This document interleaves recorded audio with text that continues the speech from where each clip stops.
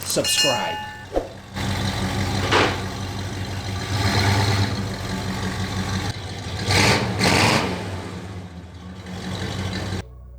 Hey guys, and welcome back to Dark Blood Mechanical. I've got a new project. This is a 1976 Trans Am. It's in fairly good shape. However, the owner hasn't really been able to enjoy it in many years. A lot of the car was already built by a previous owner. However, they never really finessed the vehicle. This was done like many years ago, so it's got a lot of the old school technology stuff from like the 80s and the 90s, your typical stage 2 shift kit for the transmission, just your typical upgrades that you would have for these kind of vehicles to make them a little bit more streetable for the average individual. The owner, however, approached me because he had seen some of the other vehicles that I had built, and he decided to let me build his whole car ground up. So we're going to be doing full upgrade suspension, transmission, brand new LS engine that I'm going to be assembling for him, and we're also going to do a little bit to the engine bay just to make things look a little bit more presentable. Now, I didn't get any video footage of it, but I did test drive the vehicle for a couple of days before full rundown of the things that I could do to it project wise. And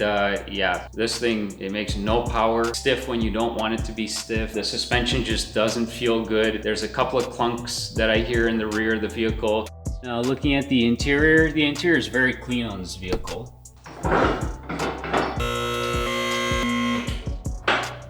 And this is where we get a little bit of foreshadowing. If you ever heard of the saying, it looks pretty from far, but far from pretty, this will make sense in some future content. So that being said, I'm gonna start pulling this whole car apart, take out the engine, transmission, and get started. Those are just used to protect the paint in case the hood decides to slide back.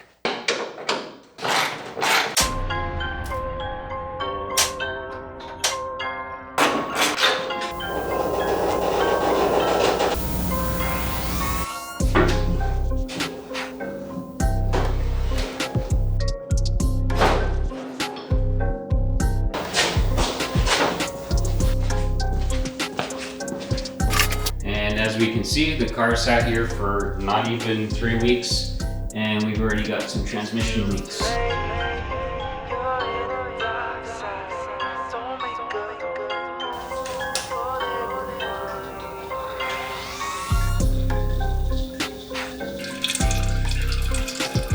Ew, yucky.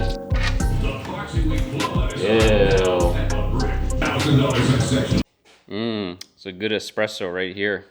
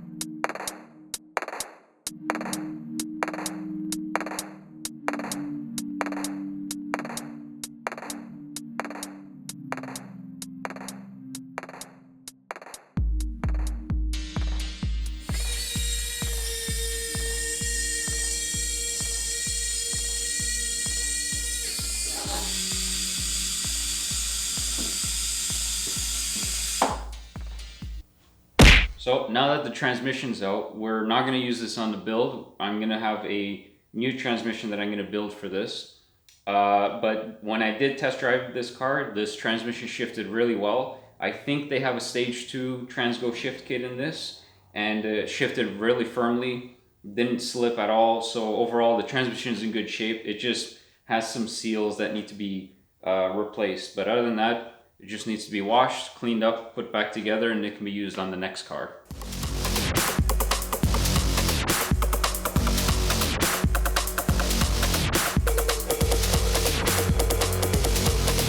If you're wondering what I use to get rid of rusted bolts, I generally start off with this. Sometimes I use WD-40 if I don't have any of this stuff left over. It's PWD.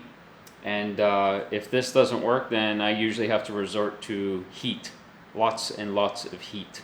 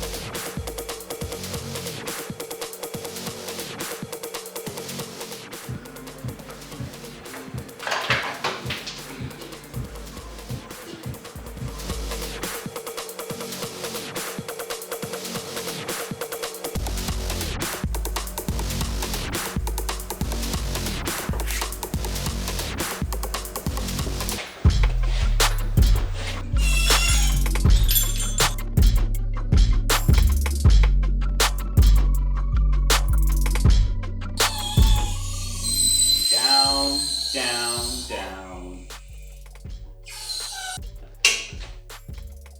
Another Pontiac 400. In all my years of doing this stuff, I've never had so many Pontiacs in this garage, and I'm not sure what it is, but just everybody seems to have Pontiacs nowadays. So it is a 400, a 6.6 liter, if you will.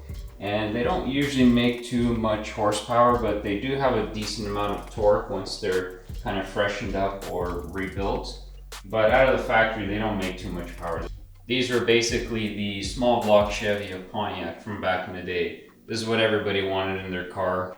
So this car is actually a good example to demonstrate why sometimes your mechanic may tell you to change your coolant every so often. So if you don't change your coolant, it builds up, corrosion, rust, and so forth. So basically, all that rust eventually mixes in with the rest of the coolant. So you can kind of see here the kind of crap that's inside here. And this basically circulates in your whole cooling system. So this is a prime example of why you got to do your coolant flushes every once in a while.